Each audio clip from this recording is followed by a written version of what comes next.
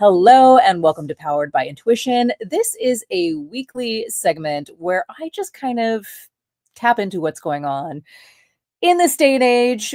But even though I'll be speaking about current events and things that I'm picking up currently, just know that this wisdom can be used at any point in time. And I'm going to just put out that intention. When this comes to you, it is meant for you. And when you are seeing it, it's connected with something that you might be going through or experiencing or even considering or thinking about. So feel free to chat what is going on in your life and what you got from this segment as you review it wherever you are, whenever you are. This is ageless wisdom that can support you at any point in time. Speaking of ageless wisdom, it is our job and our duty to carry wisdom forward. And it's kind of, I've had these moments where I've just been dumbfounded. I'm like, we have the internet, we have the World Wide Web, we have AI, we have no excuses on not having information, right? But we know what we know. Like we can only know or deal with things that we have some sort of concept or idea of, right? So as a kid, I learned really early on the limitations of my knowledge. And that kind of kicked me off into being like, I will never be limited ever again by not having the knowledge, by not knowing that this exists. And I mean, it still happens, but it's kind of kicked me into this state of like constantly seeking, constantly learning, constantly evolving myself, personal development, those sorts of situations where if I don't have it, I can make it. If I don't see that it exists, I will conceptualize it. I will problem solve. It is that collection of knowledge, insights, abilities that bring me into that next level of like, I will find information that I need. And I will be that person that goes to the top, and I will not take no until I have an answer, like a concrete answer. So some people are just like, no, I don't have time for you. Great. Let's connect later.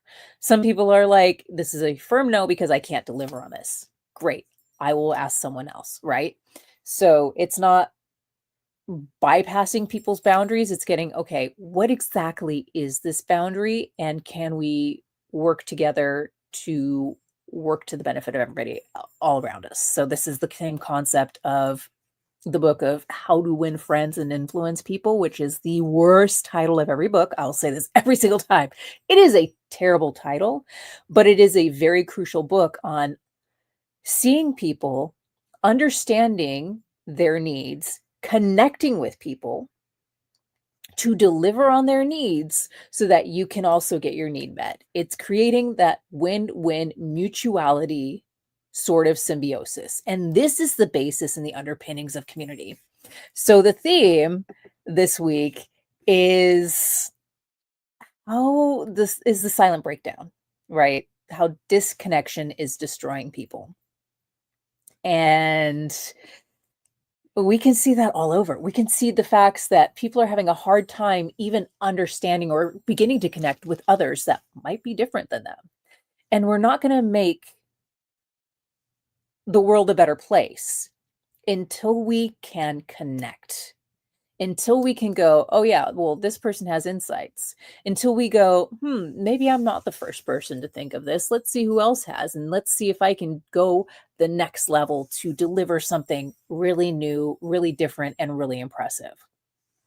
And that is kind of the entrepreneurial mindset, right? And in a nutshell, it is that I see a need and I'm going to fill it. I see this is missing and I'm going to fill it. I see that this seems like a great concept. I'm going to deliver it. That's entrepreneurship. I create. Therefore, I will put it on the market to potentially sell it. If it doesn't sell, well, it doesn't sell. I have plenty of things that I make that I do. It's nonstop. So that is a problem, but it is also a feature, not a bug. Let's just put it in that way. But these divisions are causing irreparable harm, right? Like we see it in our society that people are postulating or only viewing the world from their little sliver of experience. Like, even though I have a vast array of experience, like I could run down that list, like of how many people I've encountered, how I've gotten information from them, how they share information with me. So this is the empath paradigm, right? I can just walk into a room and people will tell me their life story, potentially break down. I'm there for them, holding space for them, and I get a lot of insight and information. And this insight and information isn't just like, okay, now I know this person's life story. It's, huh, I never considered this experience before. And now I have a snippet of that experience, that feeling of what it's like.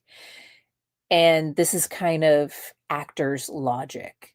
If I am going for a role, I'm going to need to know that person. I'm going to need to know intimately, well, what brought these feelings about? What was their experience with this? What would their reaction with this be? And then kind of wear that outfit in a way of like, if I went through this experience, how would I behave? What sort of mechanisms would I employ to navigate this situation? And then you interwork that into the character and the script. This is just my breakdown of how I do acting, but I need that insight and knowledge from someone who's experienced it. I'm going to do my research for that role. Unless I have that experience already, then I can just prepackage it and be ready to go. That's the actor's paradigm, right? I can utilize tools that I have employed or experienced within my life. And if I haven't, I need to do the research to gain those tools, to gain that insight. And that's just kind of worked its way into my life as someone who is an empath, quote unquote. You can call it whatever you want.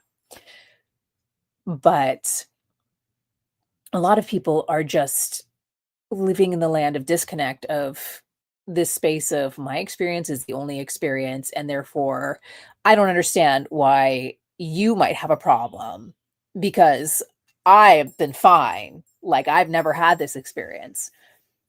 And that doesn't fly. That doesn't work. It's not like everyone is you. It's not like everyone has your connections. An example of this is the misnomer of a self-made millionaire or billionaire. They're not self-made at all. As you connect with them, as you get their stories, as you get this insight and knowledge, you begin to realize, wow, your parents have had those connections. Even if their parents had, you know, come over to this country as immigrants, they still had money to come to this country. They still had some sort of way to navigate the scenarios. They had some sort of way to get into the good graces of the right people, get their kids into the right schools. There's a lot to unpack around this. But a lot of the success is by proxy. A lot of the success is by proxy, right? Let me explain that a little bit. So I grew up here in California, in Southern California. And of course, you're going to schmooze with a lot of celebrities. You're going to be very close to the film industry in the areas that I've been in, Los Angeles and surrounding areas of Los Angeles. So that's been built in from the onset. It's like you're going to know someone that knows a celebrity or has hung out with a celebrity, like some major person, because this is the hub of creativity worldwide. Well, it used to be the hub of creativity worldwide. Now that's diminished since COVID. But uh, just checking chat real quick.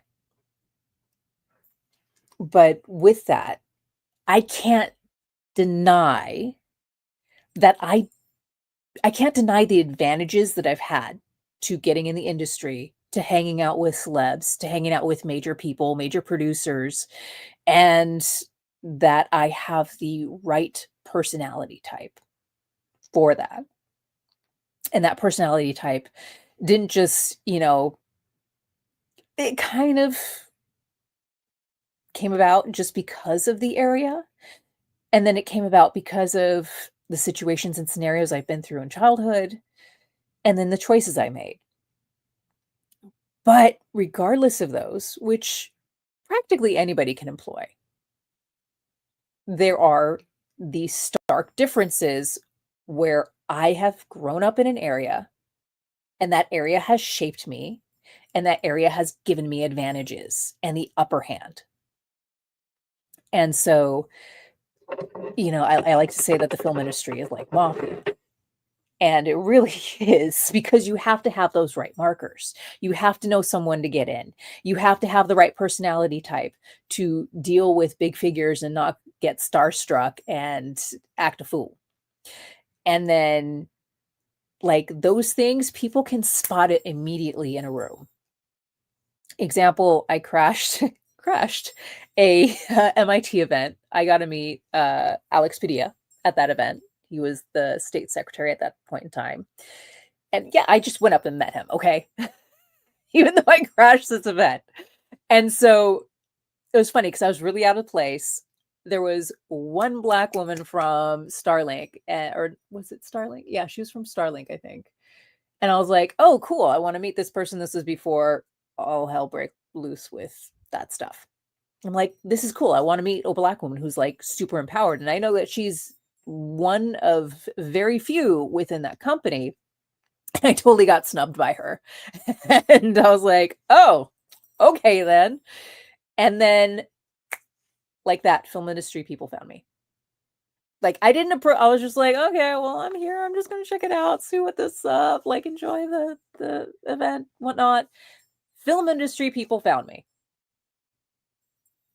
Out of a whole group of, like, very tech-oriented MIT people, film people found me. That's another level. And that's just because of these behaviors, and, people can tell, right? Whether you're cognizant of that or whether it's very subconscious, there are things that we do, mechanisms that we employ that kind of are these signals. So there is that. And going deeper on this and connecting it with community, when you are not able to be in the right spaces, you're not going to achieve the results that someone else has. And when you're not by proxy to these spaces, you're not going to achieve those results that someone else has. So, when it comes to the disconnects at a whole, like, that is a disconnect. And that is a disconnect of language, and that is a disconnect fostered by marketing. So this is where things get the next level.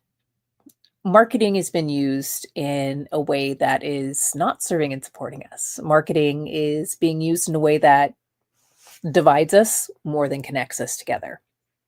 And we can look at that by pointing at different groups and being like, oh, that group is blank, even though that group is not just blank, except for their connecting factor.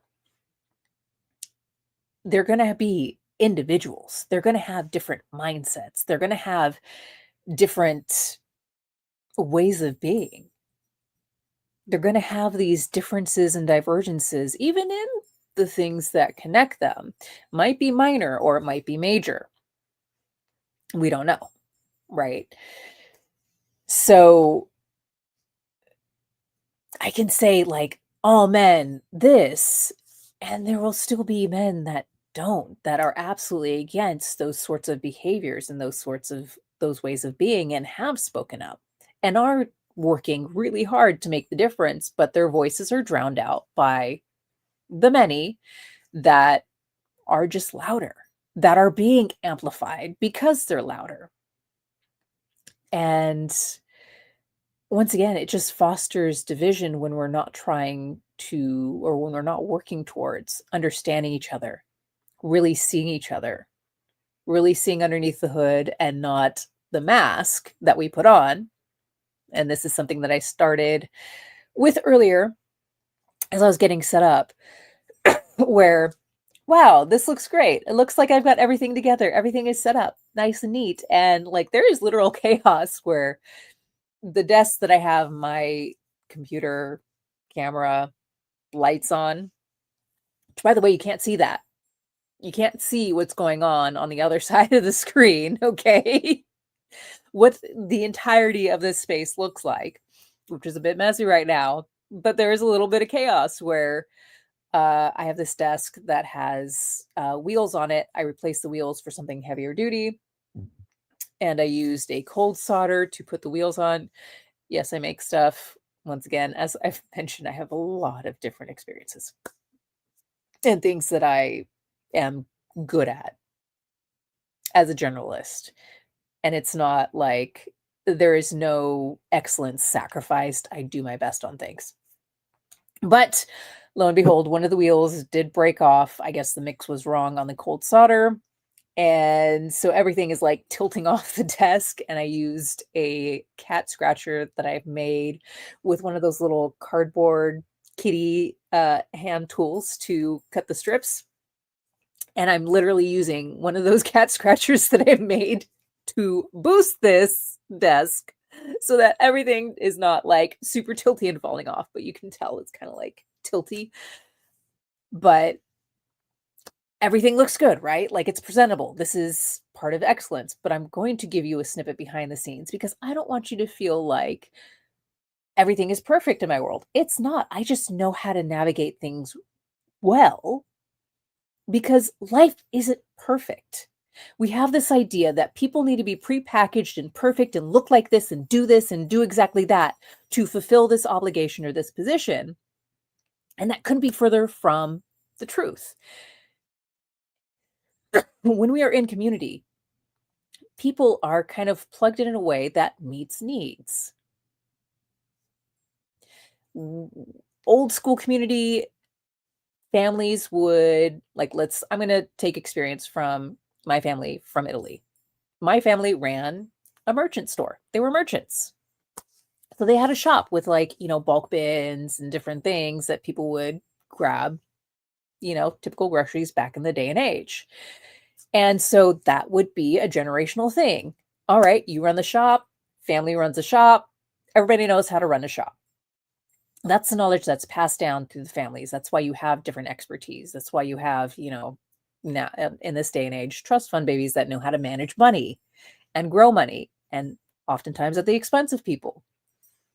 Because there's that disconnect with the rest of society because they've been postulated in this position and have not really had that expansive understanding or connected with a wide range of people to harbor that understanding. So they have a knowledge deficit within how they operate in the world. Coming back to, how things used to run, we're kind of coming back into that space of like meeting different needs in our community. And this is important moving forward to see how you can support your local community in this modern day and age.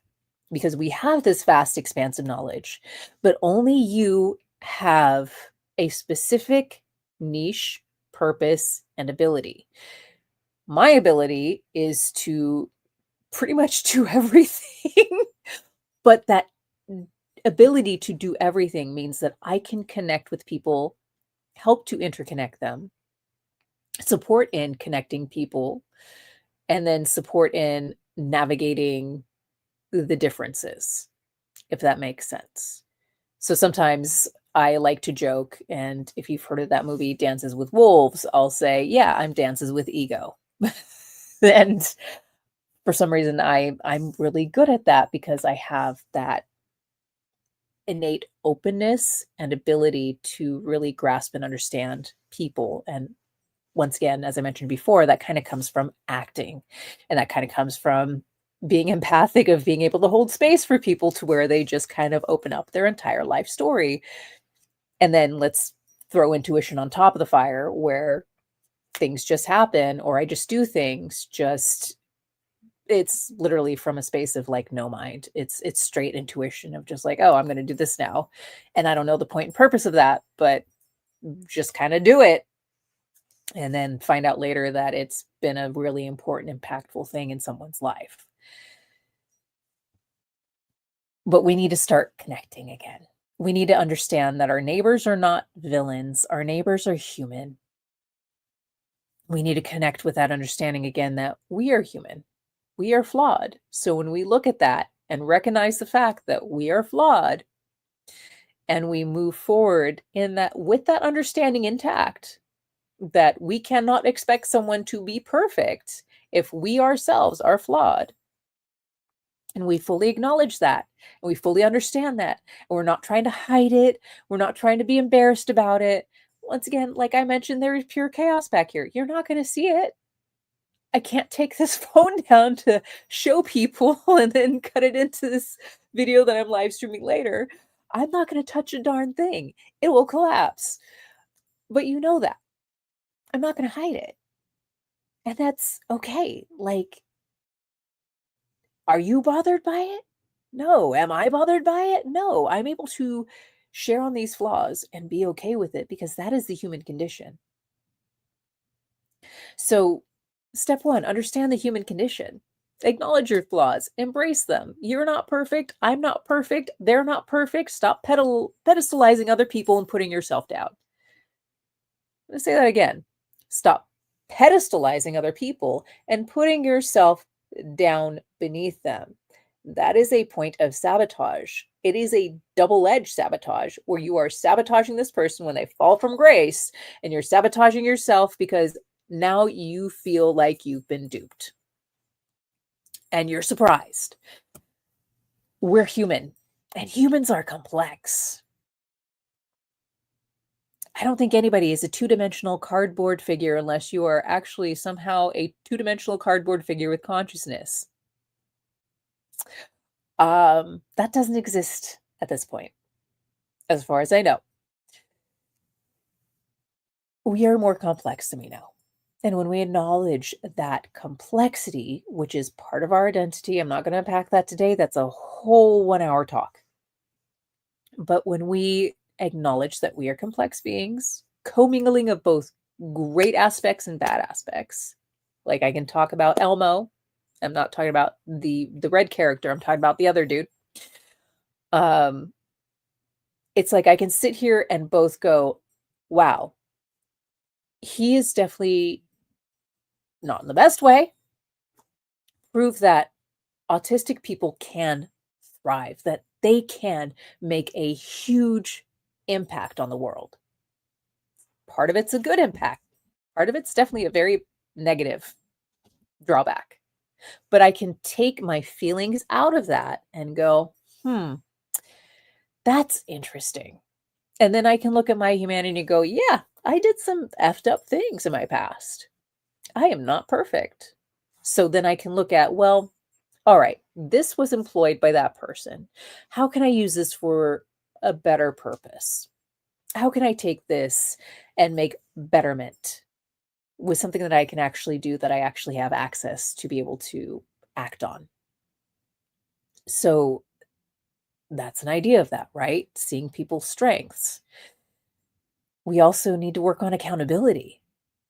When someone is spewing abject BS, don't let people silence you from being like, hey, guess what? That's not really true. And I know that that might feel hard to hear that. Oh, well. Right?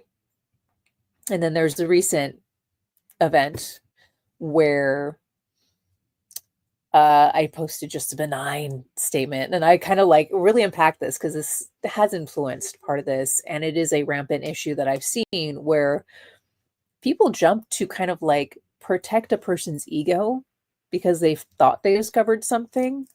They Christopher Columbused it, and I was like, No, it's nothing new. You can do the research. We have the internet and AI. There's no reason to not do the research, but it's fun. But don't make it something that it's not. And they asked a question in their video, and I just responded to it. But it was very simple. Like, yeah, this was done in the 90s, and I'm kind of chuckling about it.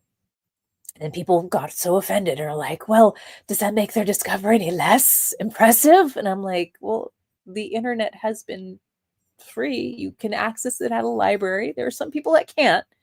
But this person obviously has access to the internet to be able to post a video on this subject. Not really much of an excuse. But that also brings me down the line of like, it is our job to teach people. It is our job to hold people accountable. It is our job to bring up and discuss these issues that we notice. It is our job to do that. It is our job to share knowledge because apparently the internet and AI are subpar at this because of the human condition, because we're designed to connect. We were designed to share knowledge with each other.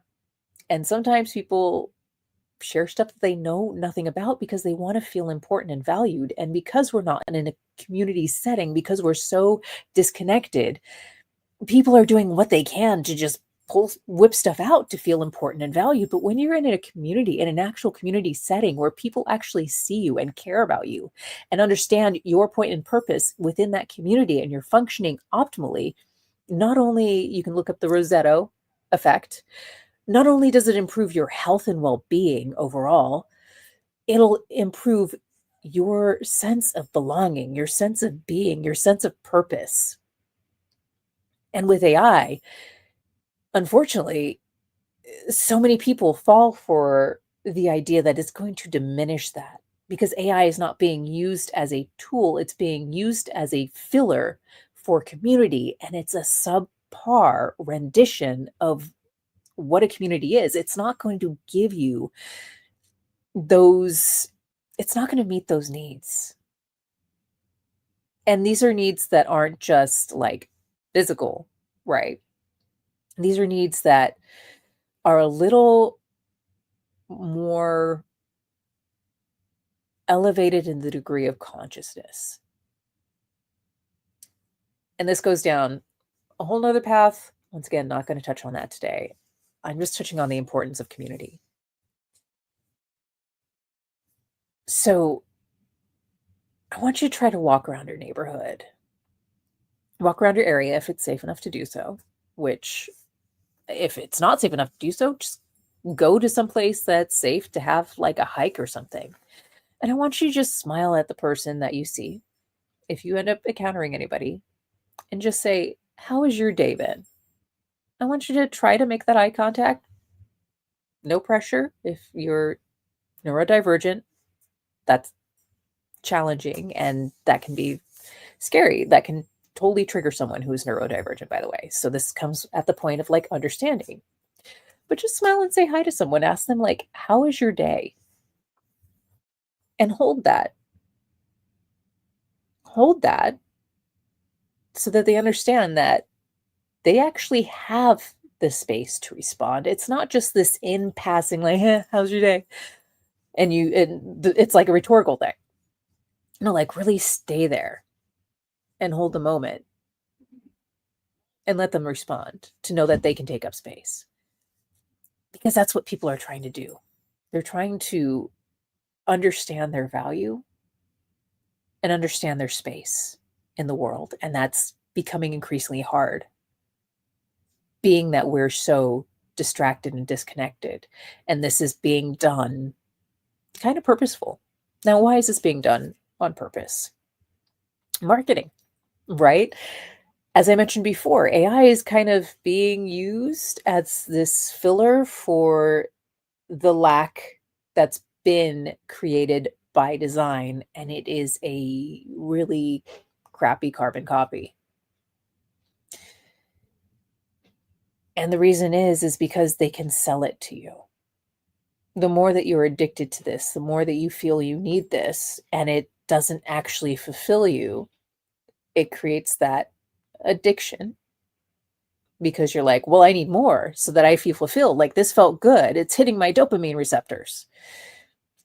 But it never quite gets there to where you're like, I feel complete, because you'll not ever achieve that in something that is a hollow copy, specifically designed to keep you on the hook of a marketing scheme. And this is something that, a certain group that has been targeting young men is only designed to be. You can look at the results where it's supposed to be for men's well-being, and it is anything but when they're feeling lonely, resentful against everyone else, and not fixing their own ish, not fixing their stuff, not being shown how to fix their stuff, not being shown how to actually encapsulate these ideas of masculinity that are being proposed to them. They're doing exactly the opposite, and they're not understanding that the results that they are creating is because of them, and because they're being marketed to, because they're being sold a product, and they are the commodity that is also they're the commodity. They're not being seen as a human, therefore they can't see another as a human being, because they're not being treated that way. And it's kind of weird, because it's kind of like this backwards postulating of like, I'm the greatest of all time, I'm the best, and I'm valuable just because. But then you look at their behaviors, and everything that they treat outside of themselves is valueless. And then if you look at where they're getting that information, they're being treated just as a hollow commodity and not as a human being. And they're not looking at the results that they're creating, which, when you look at that, male loneliness epidemic, no women want to date them. Is it really working? Is it working? Is it creating results? Is it creating lasting results? Are these results creating exhaustion, anger, frustration, loneliness?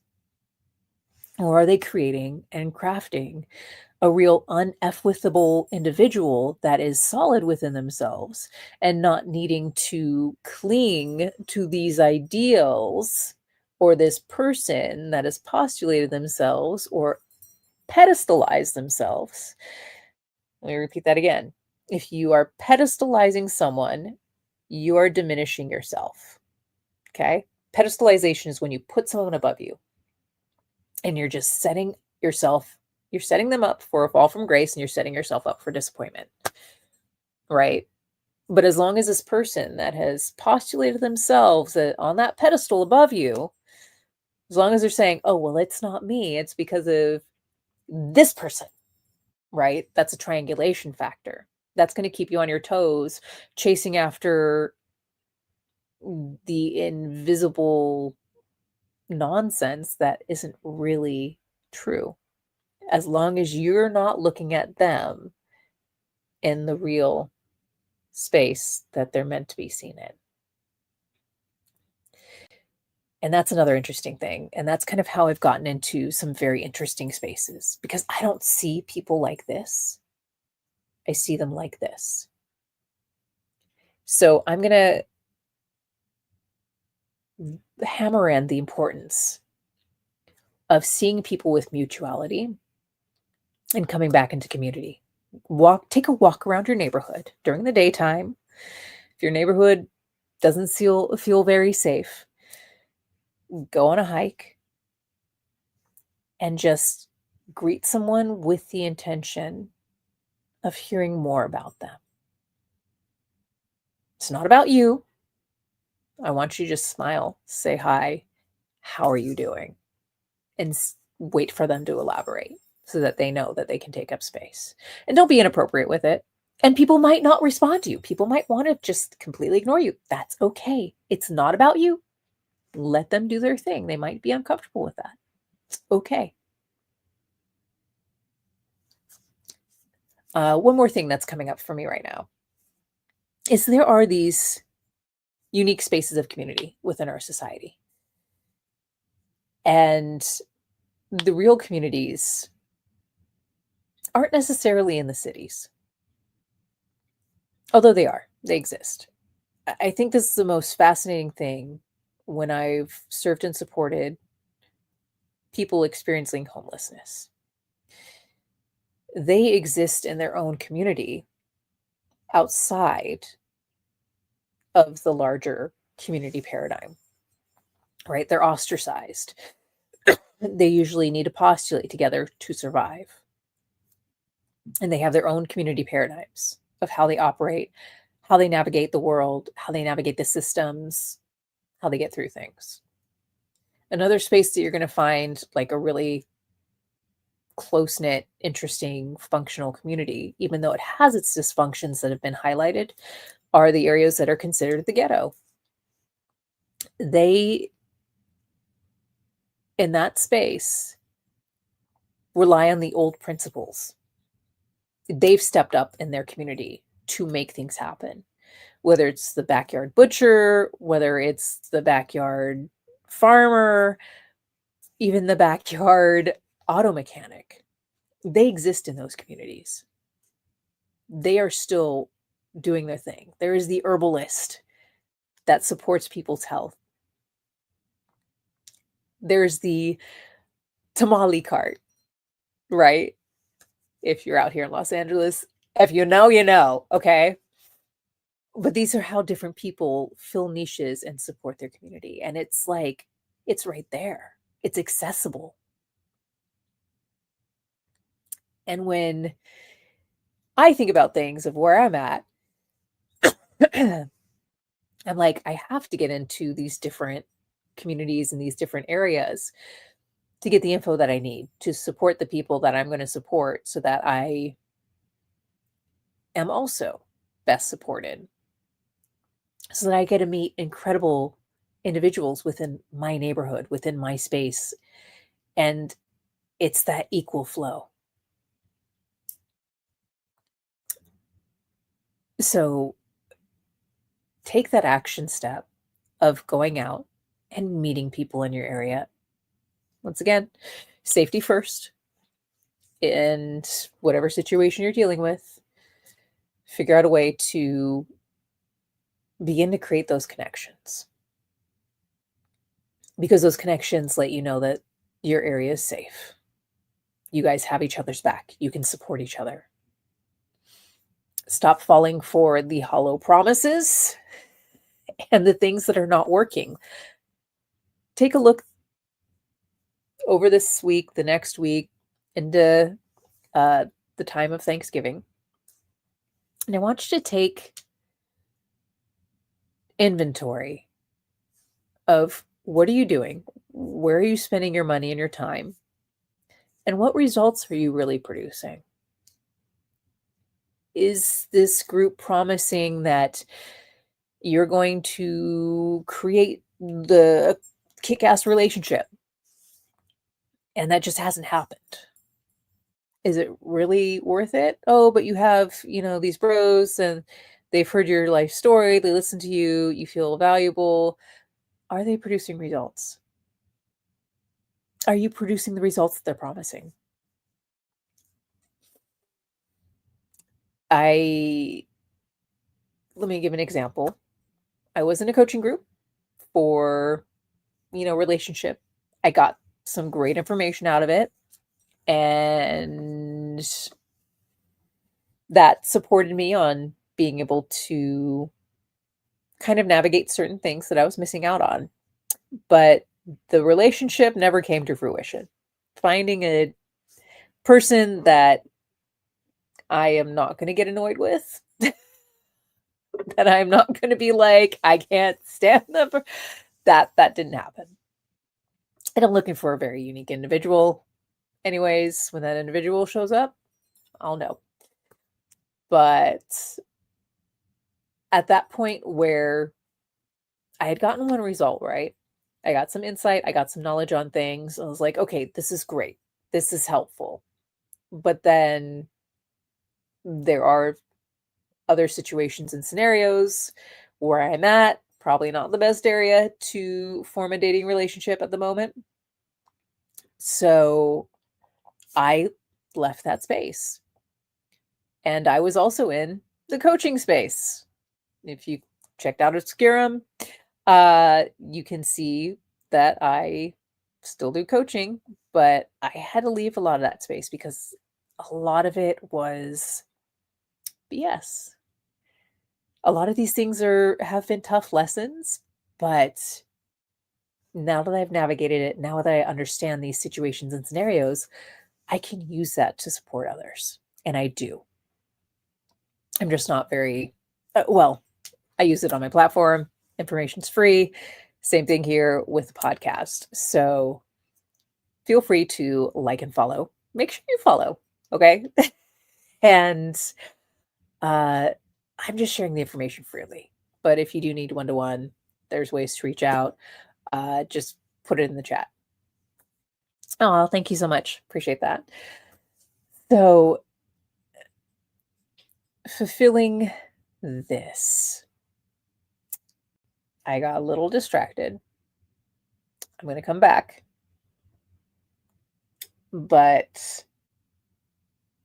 I just want you to know that you're not alone in the world. You're never alone. And that loneliness is a byproduct of some really insidious marketing.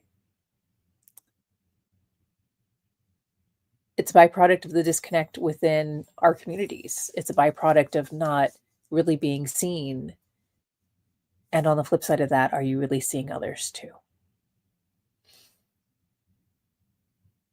And I love this question because it's so powerful and impactful. If you are in a city full of millions of people, how is it possible that you're lonely? And the only concept that I could come up with this, and it was interworked in a song, it's because you're not even with yourself. So if you're not comfortable with yourself, if you're not present with yourself, no matter who comes in your life, no matter what you do, you're going to feel lonely. And that's challenging. And that's what's happening with a lot of guys in this day and age. They're not coming into who they authentically are when all you're being stimulated with is here's how a man should be and what you should look like and what you should buy and what you should do and how you should behave and how you should treat this other person and how you should do this.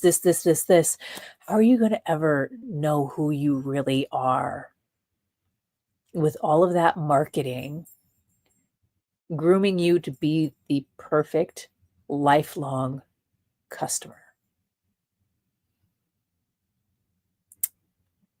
So I'm going to wrap it up with this. Begin to connect with people. Begin to see people. Begin to actually take that moment to hear them, not to respond. I want you to be quiet or work on being quiet. I'm smiling because I have a teenager in my household. Yes, I birthed that teenager. And she always has to this has been a lifelong thing of her just snapping back whenever I say something. She cannot even stop herself, which is funny. But do work on that activity, going out and just saying, hi, how are you to someone, and just holding that space and let them talk.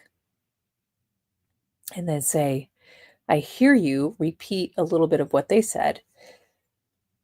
You can even come back in. Yeah, I've experienced that too. I can understand how you may feel. Don't make it about you. Be present with them. And see what happens after that. What magic happens in that moment when you actually truly see and hear someone for the first time outside of your microcosm of understanding. So I'm going to leave you with that. As I am dealing with a frog now, I need to turn my air purifier back on. As I said, there's chaos back here. There are issues happening where, yeah, it is dusty. So I'm going to leave you all with that. And let me know in the chat what you have gained, what you've learned, what is sticking with you from this. So for those over here on the tube, thank you for joining. I'm going to end that now. And I'm going to come over here on the clock app. If you want to, feel free to join me over there. It's under Brettney Perr. I will see you later. Make sure to like, follow, subscribe, and leave a comment.